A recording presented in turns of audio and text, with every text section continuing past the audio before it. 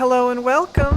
I am No Coffee, No Life, and today we are going to be fixing the two houses you see right behind me. One of them is in really good condition, the other is not. If you decide to build here, there's only two things you need to know. The first is that the house that's in good condition usually has mobs inside of it. Once you start building, you'll never see them again.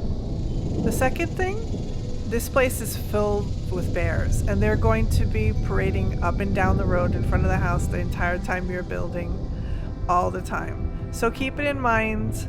Let's get started. We're going to start with severely damaged house number 1.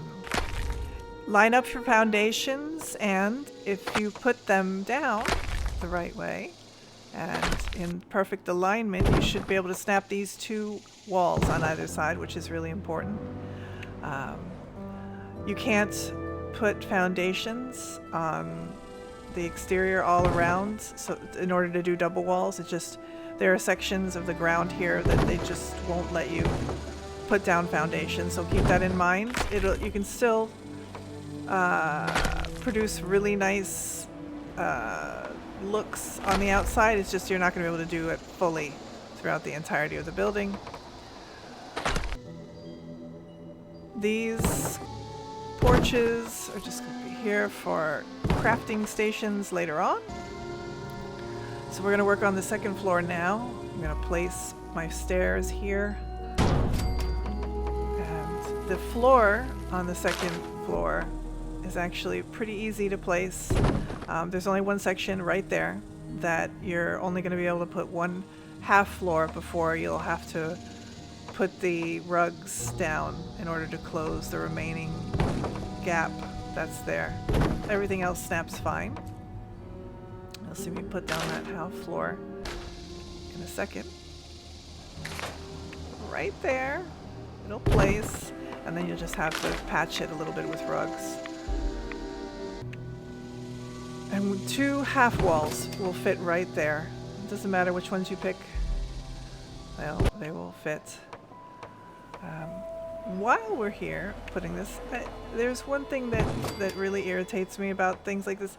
I like the houses in game, and I like their appearance, but what irks me is that we can't get those roofs.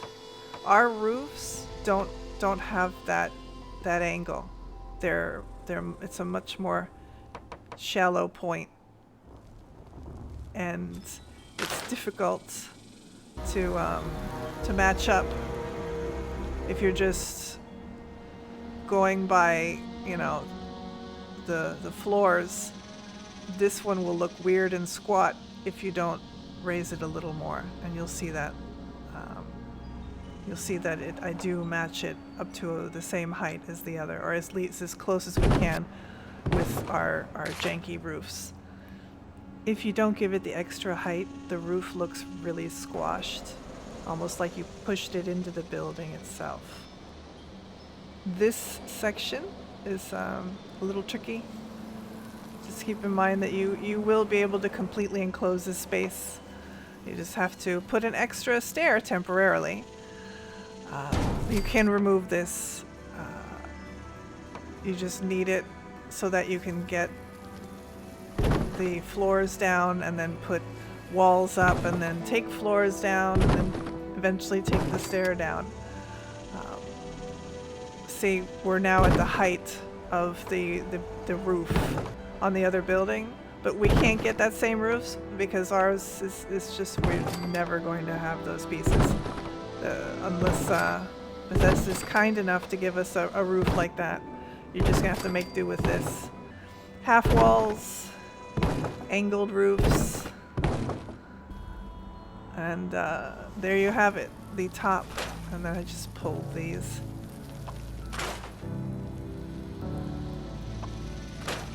And once these get pulled, you're gonna have to pull the wall piece that is directly in front of that stair. And sometimes it's tricky to do it from down below because it doesn't want you to do it. So you'll have to go up and then pull it, and then you can go down, and then finally you will be able to remove those stairs without any issue. On for the rest of the house. Oh, that's not staying a full wall. That's gonna go and become a door. In this area, you're gonna have to put junk walls or some other way of blocking this hole, or you can leave it open, you know, if you so choose. I'm putting half walls here. The rest of this is just, you know, you design it as to your liking. I am putting a slant here, and I changed that out to a glass wall. I don't use a lot. I think I used 2 pieces of the glass wall in total. Yeah, 2 pieces. Just to bring in a little more light. And then there's the roof. This, I wanted to show. I know that people have shown how to put junk on shelves, but I'm showing you a way to do it without conduit and without dirty bath mats or the other little front door mat. I'm sure somebody has done this and recorded it on video, but I'm just including it here because you're going to see this shelf decked out with stuff. You're just going to find a soft spot, put the first item in, and start, you know, picking up, dropping, picking up, dropping. And eventually it'll get to that first shelf, and then you just pick it up and put it on solid ground. And then you'll put items on the top shelf for the next row. See, I'm putting Little Earl there, and I'm going to put some little plants, and then I'll have a ship in the bottle in a second here. But you get the idea. You pick the little tchotchkes you want on the shelf, and you get them where you want them. Then you move the shelf back again to that soft spot in the ground, and you start picking it up and dropping it, picking it up and dropping it. Eventually I'll find it again. There we go. Pick it up and drop. This particular area is pretty picky, so it takes a little bit. There, see? Now you go back and you go to that top. You put it on solid ground again, and you put more stuff on the top shelf, so that you can get that third shelf filled eventually. Right. Put the radio there. And the box. There we go. Fine. So we're gonna do the same thing we did the last 2 times. Pick it up and drop it. Pick it up and drop it. And it'll eventually seat on its shelf, and all the others will seat on their shelves, and it'll look great. And then you can take it into your house and put stuff on the top shelf that, you know, you would normally that would be the only shelf you would be able to put anything on, because why would we want to clutter up our shelves with junk, Bethesda? I don't know. You know, maybe because we want our houses to look like they're lived in, and that we collect things and put them on display, and, you know, want it to look nice, like you know, like most people's houses look. And there we go, there it is. You'll see it with stuff on the top later, on that top shelf. There we go. So here's the reveal. Okay, I didn't show you what I did in house number 1 because it was basically just decoration and slapping some rugs down and putting an extra little porch on the side. There's a little beehive next to the toxic soot flowers. And I've got some chairs on the porch, and a rug. And then I've fixed up the kitchen a bit. If you do that, you're going to have to put a little bath mat on the ground, otherwise you won't be able to place a table. Just, you know, put a few things. The thing about this house is it's really nice because there are things that spawn on the shelves here, so it looks even more cluttered, so you don't have to put that much junk here, but it looks great. Yeah, I just put a little. There were already a number of paintings on the walls inside this house, so I just put some. I put that desk down. There is a bunch of stuff like that dead lamp and the water. That's all that all spawns in here. But those three paintings, and that wall sconce, and the light that's next to the bed, and the TV. You can see what I put in.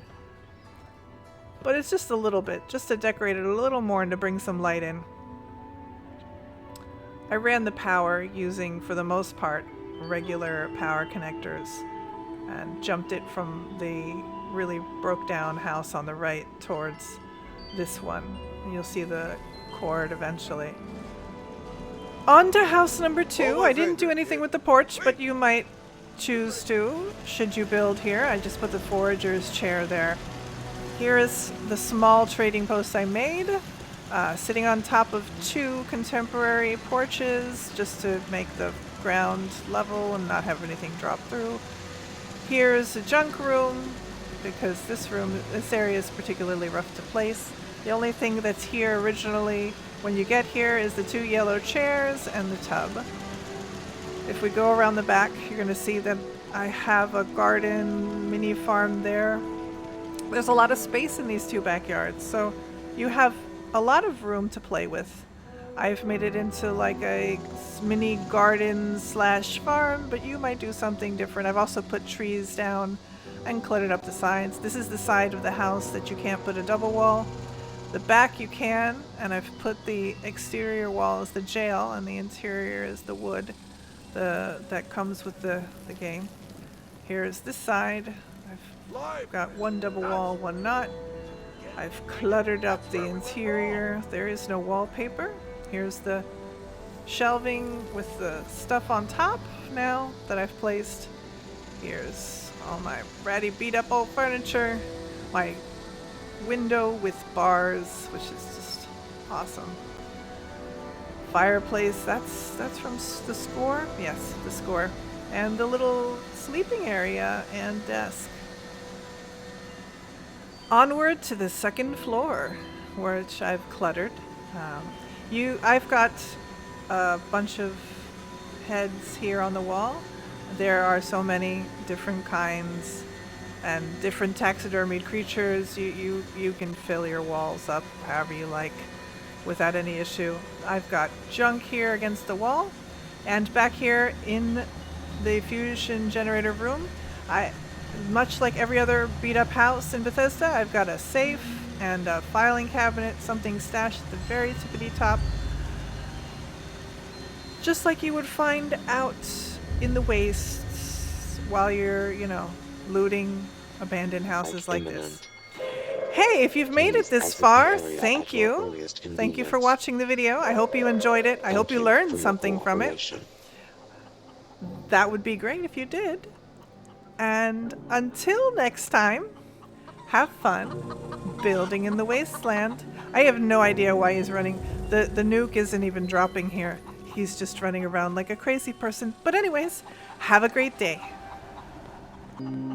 Back in my day, we didn't mutate